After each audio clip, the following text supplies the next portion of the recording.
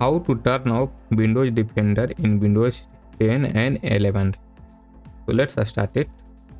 First of all, use search button, click on search button and then click search here Defender Windows Security.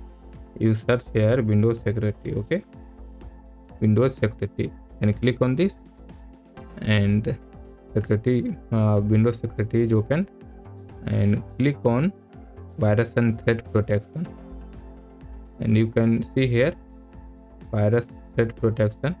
Then click on virus threat protection setting and click on manage setting. You can see here this is 5 protection, 5 protection. Then click on off, then click on yes, it should be off, then click on off. This is a disable Windows Defender. So I have off it, and then I click on, it should be on. So this is how to turn off disable button in Windows 10 and 11. Windows Defender को of और on कैसे कर सकते हैं ये हमने। So thanks for watching this video.